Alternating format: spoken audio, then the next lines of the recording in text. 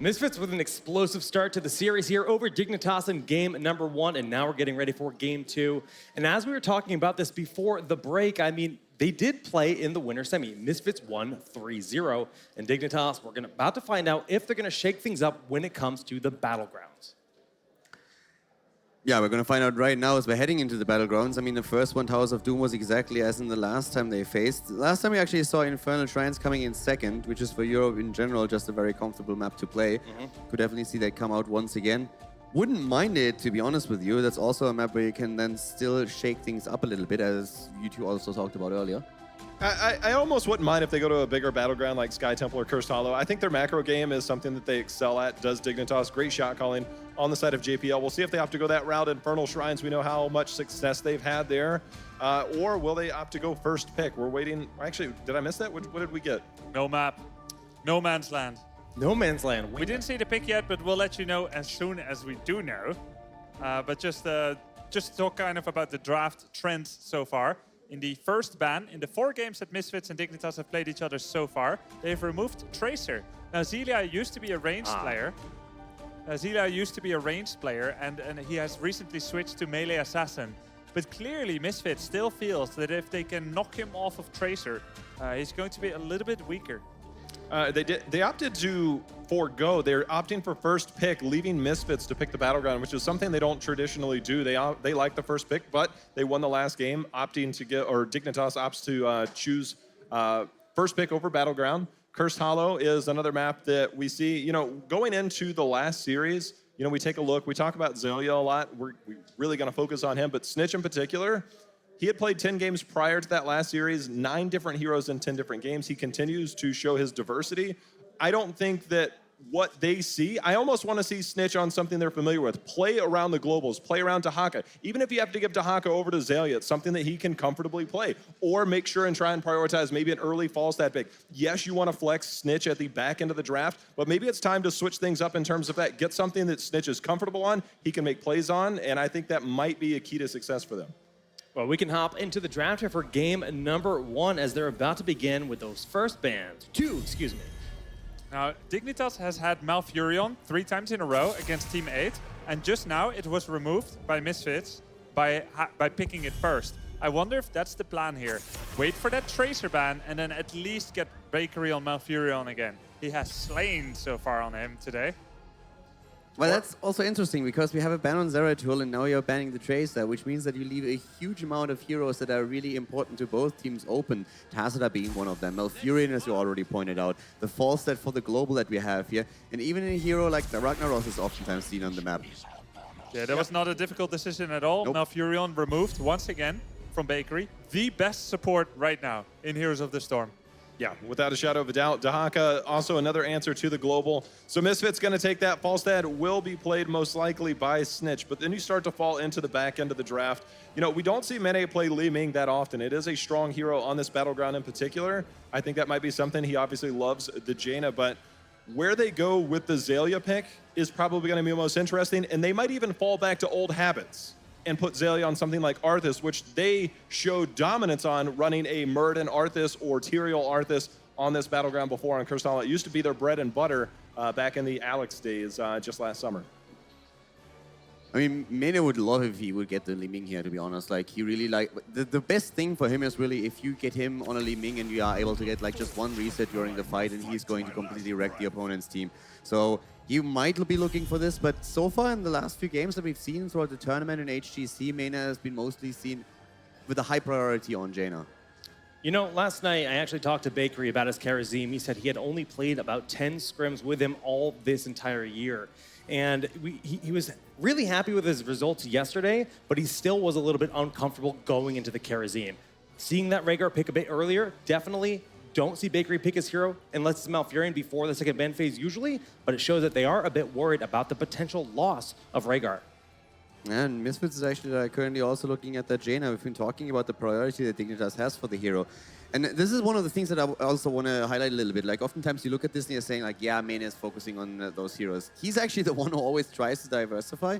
but it's just like the play style that Jaina puts you in, the situation that you have with suddenly there is the burst damage, you have the added slow that really helps them here. And Misfits, they seem to be not really comfortable with it, but decide in favor of the Liming. And I actually like that. I personally think Main is strong on Jaina, but I feel the potential of him cleaning up a team fight on the Liming is just so much stronger that this is probably something where Misfits just say, yeah, it's too dangerous. Yeah, I like this more also. Jaina is a bit more of a one-dimensional playstyle, Yeah. whereas Li Ming can do a lot of different things. It's a good choice by Misfits. The resets alone.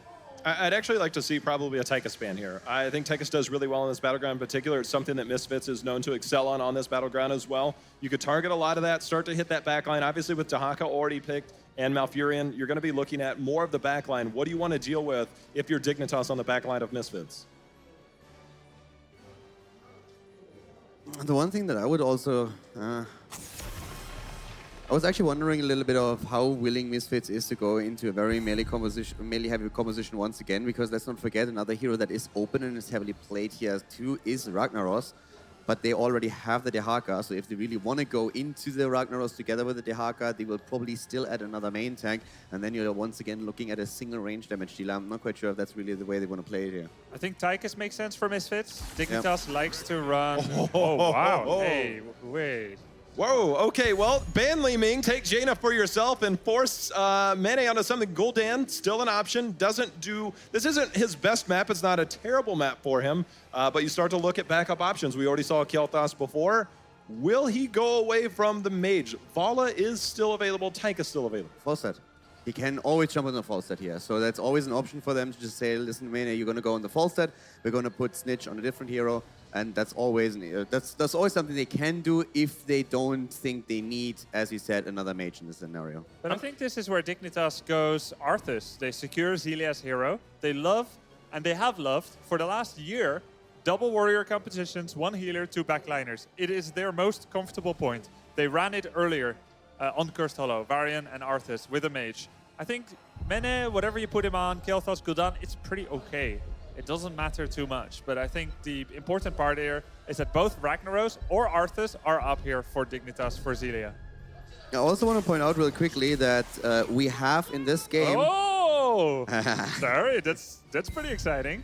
That's actually another hero that he wanted to play, but I mean, can't talk too much about the scrim stuff, but this is something where Mena is always like saying, okay, I want to bring my Chromie out too, but so far the team wasn't really too comfortable putting her in a position, always thought, hey, we have better options, let's run with those first. As you guys said, they need to change something here. They are trying to do that with the Chromie. But I want to highlight real quickly that this is, I think, the first game that we had so far with European participation where we don't see a Tassadar at all. In all the EU versus EU games so far, there was a Tassadar ban or a Tassadar first pick, and that didn't happen.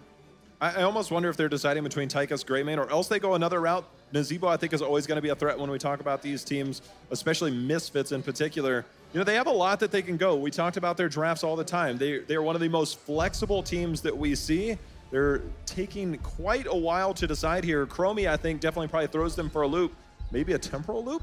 But either way, Jaina on that backside. If it becomes around poke wars, around tributes, Jaina is a very threatened target. You have Neo Steel coding for Tychus at 13. He can deal with some of that a little bit better late game. Jaina going to have to be a priority target, but as you said, Malfurion, one of the best supports, great at sustaining around those tribute fights. The obvious Tychus comes out, but I think the #1 story here for this game, this draft, is Mene's Chromie. Yep. He's been wanting to take her out for a while, and now he gets to. The Chromie's out of the box, and what happens next? Is he really good on it? Or was there a reason to limit him from picking her so far? If JPL is on Varian, then you know that he is their main communicator. We already saw what Fnatic did with that. That type of follow-up, you get the charge, then you get the root from Arthas. It makes a much easier target. You have much closer choke points for Chromie. It makes it a little bit easier to hit skill shots depending on the angle that you're taking. So there's a lot of potential, I think, with this draft. I mean, I was very critical of the draft that Dignitas had in game #1. This I like a lot more. This is looking really strong for them. They've got so much on their table. I mean, both these teams are just well-rounded. They've got the clear for the rotations, the control for Dig. Just being able to have that stalwart front line seems like it's crucial with the double warrior for Chromie to lay out the damage. But I'm really happy with this myself. I mean, when you guys compare the two drafts, who would you have to pick as the winner? I would actually personally say that I feel Dignitas has a draft that really caters towards them. They can also play the strength of Mena. I think they have a very, very good shot at winning the game. Really quick, Jay, how Grubby, who do you think won the draft? I agree with Kaldor here. I think Dignitas has drafted into their comfort. They've been daring enough to take Chromie. Looks really good. Give me Misfits. Alrighty, guys, we're going into game number 2. Take it away, Trick and Gilly. Teammate focuses on Mene. He pulls out the Kael'thas. Now Misfits are doing the same. We'll see how the Chromie's gonna work out for Dignitas. I love me some Chromie action, so I'm ready for more. Oh, I didn't know that at all. No, I don't, no big deal. Misfits to the far left here in the blue, and they'll be showing up on the right side. Team Dignitas in the red. Yes, I'm excited to see how this matchup works. Obviously, we've already seen the variant into Chromie, the pseudo-temporal loop that we saw in the last series. Very strong already. And you have strong peel with your Arthas there being played already. So let's see how this all goes down in the middle of the battleground. Mene setting up a time trap in the bottom right, while the rest of Misfits just get ready for pushes. We have Tyrael on the bottom, we have Darkmok and Splendor in the top left, already applying a little bit of pressure on that turret. The minute that Misfits show in the bottom lane, we'll see how the adjustments want to be made from Team Dignitas. Having 3 members here in the mid, if they're just going to stay and try to push and maybe bring some members of the Misfits down onto Nurok, or if they'll make some moves to another place, maybe try to get some picks. But with this 2-1-2 that Misfits have set up, it's such a large battleground that whenever Team Dignitas shows up for a pick, as long as Misfits don't lose anybody, the 2 in the other lane can get a lot of pushing done. And it's interesting how they've spread out their lanes. I kind of like it because of the Varian. They've put Tychus and Malfurion on the top because they can hug that wall to the top left side, whereas Dahaka can actually deal with the Varian coming his way by dropping the burrow right when the charge comes in, so he can actually walk away from the fight. Now, he should be trying to set up. There we go. Here comes the Dragon's Breath, but it's not enough. Mene would be able to get the kill. JPO opening up the fight, and Bakery there for the engage. But that would happen to Tychus and Malfurion no matter what. Dahaka has the best ability to deal with it. The fact that Blumby showed up right away too shows that they were aware that this was probably going to happen as soon as Dignitas showed. So Blumby, fast reactions to make sure that they at least didn't lose out on any of...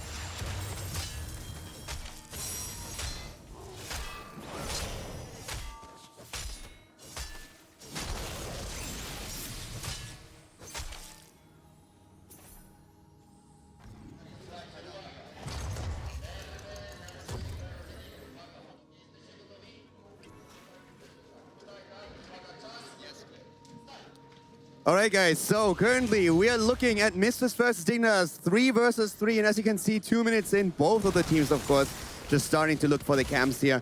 And with the first tribute spawning in just a couple of seconds, we're going to find out which one of them will have a slight advantage heading into the first tribute fight. Kaldor finally getting your revenge to take over the mic for yourself this time, but yeah. He was trying to wrestle it away. This is just, I mean, this had to happen. Well, waiting for that first tribute. We do see the 4-4 right now, working on just to control good pressure on Blumby. And at the same time, the level 4 tower. Oh, nice. JBL actually in a little bit of trouble here. Both of the teams have picked up the level 4 talent, and Forster decided to go into a full auto attack build. Didn't really decide to go into his Gathering Storm here. Instead, we're actually seeing him, of course, with the Seasoned Marksman. We don't have the shield on 4. We are seeing him with the auto attack full on through. And Mene going for the more traditional build on Chromie these days that also Shrimp your Fnatic prefers.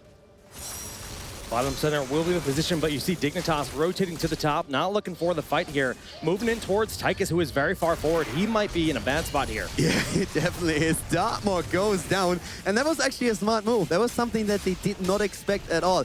This was actually really smart from them. I mean, the situation is, of course, as follows. The Tribute spawns at the bottom, favoring Misfits, since their Siege Giants are going to push to the top lane. Traditionally, you're still trying to fight for the Tribute, but you're going to have a bit of a rough time, and eventually, if your opponent pokes, you will have to give it up. Dignitas decides to just simply say, like, guys, we're going to let this go. Tychus is a little bit too far forward. We go top, take him down, and then we're going to start and push through the wall. I really like it. Good choice there from them. Yeah, trying to get that experience advantage here for the level 10. Level 7 just around the corner, though, will have just a small window, where that shouldn't be an issue on the side of Misfits. Misfits do pick up their Bruiser camp quite quickly. Now you see the rotation happening for Dignitas, likely going to do the same. Yeah, the early level 7 is also pretty nice for Dignitas here, giving them a small edge. Of course, we're seeing the cleanse on the Rhaegar. That's going to be really important against the Haka then later on in the game. And when we're looking at Tychus, I still want to point out that he went into the big ADR, so he did not go for in the rhythm here to get a little bit more stacking damage for himself. But so far, a pretty nice early game for Dignitas, getting 2 kills, even though they had to give up the first tribute. Kaldor, when we look at level 10 for these teams, I mean, it really turns up, but we're almost here for the Chromie heroic ability. Are you expecting to see the standard temporal loop? To be honest with you, I really feel that the better choice here would be to go into slowing stance, and yes, it's exactly what they're doing. But considering that it's Mane, I could have definitely seen them go into the temporal loop, but I prefer that you go into the slow, especially when you hit the level 20 of Chromie. The effect is just absolutely fantastic, and it's going to help them to control a lot of these narrow areas here. It feels it's really an ult that caters towards the map as well. Yeah, when you look at a hero like Arthas, all he wants to do is get on top of that target, and then they are in such a bad spot. If you can enable that with the slowing tans, opens up some cool options here. The boss has been started in the top after Dig does get the second tribute. Yeah, so at this point, they're actually just starting to the top lane here. The tributes have so far been divided, one on each side. And it's also pretty telling that they are just willing to commit to that boss this early on. But it's probably going to be scouted out pretty soon. Hazop is already wondering where the opponents are. But I don't think there's any time for Misfits to really react to this in time. Even with Hazo and Bloomby now starting to move in, this is just not happening. Boss taken, very sneaky. Dignitas taking a few risks here to gain themselves the lead. Okay, well, the boss going to march up through the top lane. Falsehead flying down to bottom for the soak of the team. 10 halfway here through level 9 on the side of Dignitas. Will have a good window for that. The boss going to power through those top towers, giving them a lot of XP. They've got soak in 2 out of 3. Arthas for the rotate. Looks like they're looking for the fight in mid. Yeah, Dignitas is picking up that level 10, and then they're going to try and see if they can maybe force a battle here. They might even look at the bottom boss. I'm not quite sure if they really want to use that window that they have here for that. But they are setting up a bit of a trap because they're hoping that Misfits is just going to check the boss and go in. There's a tribute spawning at the top right now, Jake, and this is where they're headed immediately.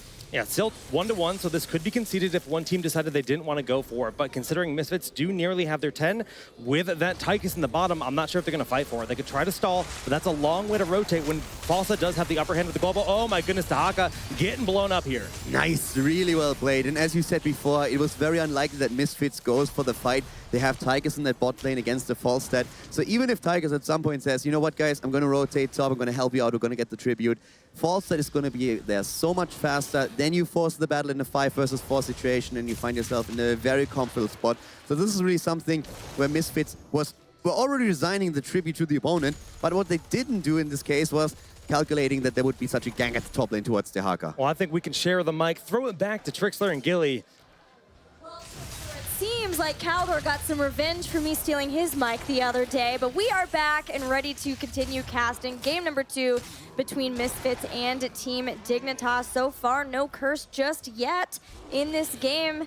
Anything you've been noticing so far and how the teams have been playing this? Yeah, that crazy boss steal in the top right was crazy, but I am a little bit upset with Caldor stealing away a Chromie match from me. I did a few push-ups while we were back here, and I'm going to arm wrestle him and show him that I'm not okay with him taking away one of my favorite matchups here. Dignitas, though, looking to maybe take a boss in the bottom left. Falstad set up at the same time, and a tribute now spawning. Dignitas could have the first curse of the game. Tribute showed up right where Team Dignitas were hanging out. Of course, Tahaka's in the top lane, but will be brush stalking in short order as Misfits start to siege up and try to take this. There's a slowing sands too. JPL dives on in. Good poke from Darkmock. Bakery not allowed to grab the tribute, and now you have this next 22 seconds where you have to deal with this Odin for a while. But the good news is Mane has his own poke here. The Ring of Frost does come out, does not connect. JPL low on health, Blumby on the top left, so is Nurok, but Dignitas has survived through the initial damage here of Misfits, both the Odin and the Jaina Ring of Frost. Yeah, there's no Void Prison to prime that Ring of Frost, so it's all up to Hasops being able to hit it maybe off of a root later on or a drag. We'll have to see how those are able to work out from Team Dignitas. Still trying to soak as much as they can in this bottom lane. Not sitting up anybody up to the mid for 13. Ancestral Healing connects. Gust goes down. It does stop the Twilight Dream. Identification at the same time, though, just to keep the Tyrael alive for a little bit here. Nurok's on the right side looking for a drag on Zelia. Zelia, though, turns around and brings in the Frostmourne, hungering for a takeout. Stitch on the same side, working in damage. But back and forth between our two teams, JPL has rotated to the middle to grab and tap the mana well to make sure he's set up in health, but we should have another re-engage for the team. Still a tribute. Still Team Dignitas trying to get their curse, the first curse of the game. Also trying to get level 13 to have that advantage in hopes that maybe Misfits would back off and allow Dignitas to get that tribute. But for now, Dignitas are being zoned away completely. Darkmock will pick up the tribute now, tying it up. Yeah, one of the unfortunate things about a Chromie comp is that if you don't get the initial blow up with the variant engage, you use a few of your heroics, then suddenly you're in a spot where, okay, we actually can't win this team fight. Jaina with the constant poke, Tychus with the auto attacks, and the eventual threat of a drag coming your way. Dignitas just forced to retreat, and you kind of have to. Why risk it? You had 1, 2, 3 on the tributes for the other 2 here for Dignitas, so they just give away 1, and they'll fight over the next one. We've seen a lot of shattering throw pickups for Varian, but this time he's going to have Juggernaut to do even more damage with a charge just like that. Dignitas quickly steal away the bruisers. They say, thanks so much, Misfits, for doing the dirty work there. We'll take over from here and turn their attention to a boss. But this changes things. It does change things. We can have pressure on the bottom. Falstad has the best opportunity of slowing down the rotation here. Darkmoth seems to be aware of it on the left side. Misfits does not rotate down. For a second on the minimap, it looked like they could make a play here to move in for the boss. They elect to not do so. Snitch in a good spot to slow down this rotation. And this is great for Dig. I would even potentially use Mighty Gust here to stop Splendor. Yes, there it goes. It pops out. Now the rest of Dig is joining in on the mix-up. Mane is important. He has to hit this next ability to slow down the actual grab here. No, he's a little too late. He set up a time trap first. Sanctification comes out from Blumby, but that's okay. Now they can rotate down and defend the boss. Curse for Misfits. They do have to defend a boss, though, so that takes away at least a little bit of the potency of this curse for Team Dignitas. And Dig, it's not like they're up against a curse with no tributes of their own. They will have the later game curse as long as they can get a tribute and not get too far behind in experience. And hey, why not even take a boss? Not something you generally see when you're the team who is cursed. Well, with Nurok in the bottom, I believe he used Brush Sucker to get down there. We have the boss being grabbed. Dignitas is doing this safely. Overall, nice solid job for the last 2 minutes. The only thing I kind of criticize is Mane moving in the time trap first before the interruption, but it's kind of a Chromie thing. You always want to have an anchor set up around you. I can get that feeling. But Dignitas does stabilize through this curse that did go over to Misfits, so you can't fault them too bad. Big damage coming in on the bottom left, hitting Darkmonk. He should be able to retreat, but Dignitas, for the most part, has controlled the battleground much better than Misfits. Yeah, they have withstood an entire curse, which is such a great feeling for a team. Even getting a boss and knowing that there was going to be a boss pushing against their opponents at the start of that curse made it a lot less lethal. So this is still in control of Team Dignitas. They have a level lead. They're continuing to keep as much presence in these lanes as they can and only lost a single fort through that curse. Solid management of the curse that came their way. Misfits now looking to grab control of the battleground themselves. Holding the top lane, grabbing Giants, defending the middle lane. Arthas is rotated on the bottom for Dignitas to keep applying pressure, but mostly to let that Giants get through that first initial minion wave so they can get to a spot where they defend against Misfits if they come down for the rotation. Dignitas, again, preactively gets set up for another push in the middle. So again, map control just seems to be the theme of the game for them. And I think you need that for the competition they're running. They want solo lockdown. So if you have map control, you get vision. So you get the ability to actually get into a spot to make plays to take a nice lead before a big team fight. Yeah, they're continually keeping this mid lane push too, so that they have those rotations that hopefully won't be spotted out as quickly from Misfits as well. Just trying to maintain a stranglehold over the vision that Misfits do have. They're trying to push in and take out this final fort that will even make that stronger. Poke here on JPL. Darkmock is rooted by the Howling Blast. Mane targeting Splendor. He has to play careful here. Now, not having him reach through time makes it harder to hit that Malfurion, especially because he naturally sits in the back line and is protective. So you're not seeing the poke that you would normally see from a Schwimpy Chromie, if you will. But the timeout, again, is relatively important just because of the threat of Dahaka. Oh, yeah. If you know that Brush Stalker is coming in behind you and you don't have time to move out of the way, you have to have time trap to be able to, or timeout to buy the time for your team to get set up into a position and maybe even get a kill on that Dahaka from that. And that choice also comes from the warriors that are here for Dignitas, the Arthas and the Varian. They naturally don't want to come back to the back line to peel, so timeout just gives that ability for him to buy time for them to come back and help out. Okay, 16-16 tribute available. Dignitas, if they grab it, they get a curse. They are set up relatively well, but Misfits is making an aggressive move forward to make sure that they don't lose the concave battle setting up around these corridors. Yeah, this is it's not the position that Misfits would like to be in for the tribute. It's a scary one. There's going to be a time trap, follow-up damage, not quite connecting, so Taunt goes down.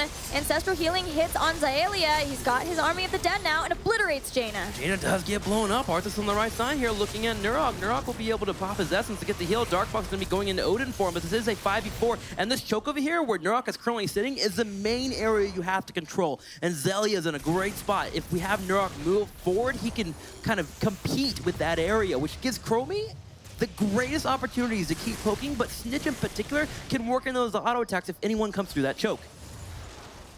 Xaylia is starting to move around the side for a big flank. Runs in, Howling Blast goes down, immediate taunt to follow, cleanse used, Blumby gets away. Darkmaw continuing with the harassment, but just not enough with the overkill to prevent Snitch from grabbing the Curse. Curse goes over to Dignitas, and they make a play for the middle fort, opening up the map more and more. Falstad hanging the top. Wouldn't mind seeing him there, sit there a little bit longer, maybe start beating on that keep in the top lane, and if they find a spot where they have enough damage on the keep, Dignitas can rotate and help out. Another taunt coming out. Tyrael is going to take some damage here from Mane. Nice patience from him to set up on the retreat path of Tyrael. Dignitas are heading down to the bottom lane because the boss is just now off cooldown. Dig have been doing such a fantastic job of keeping control of these bosses. They have Falstad, so they know that they have this great boss control element, although Holy Ground is now here for Misfits, and that does change the scenario for Team Dignitas at the bosses. But even still, starting as early as level, what was it, 8? Getting that steal or the sneaky boss play from Dignitas has put them in a great spot in this game number 2 of the series. And that opened up Falstad to sit in the top lane. There was no actual real intention of taking away that boss. It was mostly saying, hey, Misfits, come deal with us or we will take it. And if you do come take it, Falstad gets to keep pushing the top lane. Now, overall, Misfits defends it well. They did the correct rotations to make sure they're set up. Now, the full all-in on the boss has been called here for Dignitas. They put a slowing stance on the top left. Blumby jumps over the side here. Nurok comes in for the Brush Stalker, and Dignitas immediately retreats. Nurok had to use adaptation for that too, so that is one heroic ability down, as well as taunt, but of course, taunt is up very quickly. Falstad is in the top, still working down the fort. The boss is almost down. Sanctification on the point, Trick. Sanctification maybe a bit too early. Can JPL get in there? He's holding it. He's definitely holding it. Xaylia coming in as well. They're etching forward. Ringer Frost to pop out, but Snitch with the mighty gust. No, the boss goes over to the Misfits, but Dignitas has chosen to fight, and they are bursting members down left and right. Tyrael gonna try and get some damage on. He will hit Rhaegar. JPL continues to live. 2-for-2 trade overall, but Snitch looking for some damage. The slowing sands. Misfits cannot walk away. Look at the Enduro anomaly. There's no escape. They're stuck in a pit. Here goes Dignitas taking out damage on Darkmaw, and we're going to get the snipes here from Snitch and Chromie. So well done by Team Dignitas. And it started with Xaylia. He stayed alive for so long on that point that Team Dignitas were free to put damage down, and you called it the zoning, keeping Misfits from ever being able to leave the death pit that was the boss. Yes, Misfits got it, and that's great for them, but Team Dignitas will march on to a keep here in the middle lane. Looking for the keep here in the middle. They could potentially take a keep in the top as well, but Tyrael now spawning. This should not be a game over at all, but still Dignitas does walk away from that big fight. There is a keep low on the top left. Do you move toward your boss if you're Dignitas and start working it in? They've already done it with Rhaegar, Chromie, and Falstad before. Yes, that seems to be the opportunity. Look at these time traps. That entire path is not an easy way for Misfits to head towards that direction. They could run up around the side. I was going to say up to the top, but with slowing sands there too, not a whole lot of options. Chromie keeping complete control over this area, even using her Time Walker's Pursuit just to provide vision, making sure that nobody's hiding, coming in through the bushes. This is a boss pushing into the top lane toward Misfits Keep, but that keep has already taken some damage thanks to the Falstad harassment during the curse. With the being 20-19, you just go for the hard push here. Ferry this boss all the way to the keep. If you can get there at full health, and at least sustain around, poke around with Chromie, you can definitely take away the keep, and having 2 keeps taken out gives catapult pressure in the middle, catapult pressure in the top, and then you can send your Falstad to the bottom and grab the tribute if you would really like to do so. Big engage though from JPL, he moves on in. There goes another burst here on the side, Blumby on the left side, and maybe gonna get hit by the Storm Boss. No, he is able to walk away. Odin does get popped here from Darkmaw. Misfits trying to simultaneously defend the boss, but not lose anybody in the defense. Jay's diving in, taunt and Sanctification used. This is all or nothing for Misfits. They must defend at this point. The boss is down, but so are the shields on the core. Dignitas looking for their first win in Misfits in the last 7 weeks. Can they do it? Splendor with the Twilight Dream. JPL on the right side. Snitch will epic mount to the next side here, working on auto attacks. He is just focused on the core. JPL low on health, so is Snitch. Misfits, are they gonna defend? They do defend the push here from Dignitas. They also hit level 20. Okay, so they defended their core. They're heading to bot. There's a tribute there. But a curse is not going to be the answer. Ignore the tribute. Yeah. Go to the keep. At least get the keep here. It You can wouldn't maybe even look be at a the curse. core. Let's see here. They have 30 seconds before Rhaegar pops up, and then we're going to have Chromie afterwards, but Chromie doesn't have past and future me. The damage is kind of missing overall. I think they can go for the core. I think they're going to do it. They've left the Haka in the back. He can brush talk in at the moment. Here comes Blumby pushing into the forward frontier. Holy ground. Yes, Blumby is making the advance towards the core. 20 seconds before any damage damage comes in. Yes, this is going to be game. This is going to be a win. Dignitas still has not won against the Misfits. Misfits defend their core at 9% and bring it back around to make this best of 5 series versus Team Dignitas, the lower bracket finals, up 2-0. In a crazy defense. Crazy defense. Big call out to Splendor with the awesome Twilight Dream. Yeah. Nice control overall. No freaking out around the side of the keep. The Odin being popped at the right time to start applying damage. And you can't fault Dignitas for that call there. Level 20, you have Enduro Anomaly. You have a lot of control. But man, 9% core. And the Misfits, that's the second core they've held today underneath 10%. The patience Yep. to be able to do that. Versus Fnatic, I mean, Quack did admit that there were some issues from that one, but man, that... They're probably like, why does this keep happening to us? Are we Why do we get in gifted? these stressful situations? Let's just let our team steal cores and we'll just win the game from there every single time. Just let's get comp second hold for a while. Solid job here by the Misfits, and Dignitas is going to go down 0-2 against them here. Almost potentially getting set up for an 0-3, and man, it has to be so hard to weigh on the conscience of Dignitas right now. They are currently, what, 0-8. Gosh, I want to make sure I do that math right. But let's find out from our expert analysis desk in the front what they thought about that series. Thanks, Rick and Gillian. Yeah, I mean, we definitely saw Misfits play a phenomenal game versus Dignitas. Dignitas in the driver's seat, but they kind of crashed their car at the end. I think Dignitas as a unit just moved to Tilt City. I mean... Yeah, it's unfortunate. It really is. All aboard. all aboard the Tilt train. I mean, like, that was their game. I don't know if I should laugh or if I should cry. Yeah. The way that game ended. Yeah. And I was standing next to Dreadnought just now, and he's like, Falstad should never take their level 20 until they use it. You can get Epic Mount all day and enjoy it, but if you just hold it, Wind Tunnel is a game-winning heroic. Just save it until you need it. And you're at the core, and he's like, if they Wind Tunnel now, they'll probably win. Yeah. It's also, I mean... They gust everyone away once, and the core survives with what? 10%, 7%? 9. Yeah, and Wind Tunnel would have done it. Nexus Frenzy too. It started with the boss. Let go for boss. It worked out in the end in their favor, granted. I mean, they get the team wipe there. But like, that was such a risky move in the first place. You have a Tyrael against you with a Sanct and a Holy Ground at this point. So going for it was really, really risky. They get I mean, it gets stolen away and they make up for it by killing in the end the entire team. But that was something where I already thought, is that really necessary right now? You have a great comp, you have 5 against 0 kills, and you risk it all by going into such a fight. I mean, J-Hal, let's just talk about this. They got the whole team fight here. They lit the boss walk all the way through the bottom lane and do an immense amount of damage, giving them almost that win condition to power quickly through the keep. After this, Dignitas went all the way up, picked up their own boss. Do you think that was just too greedy overall?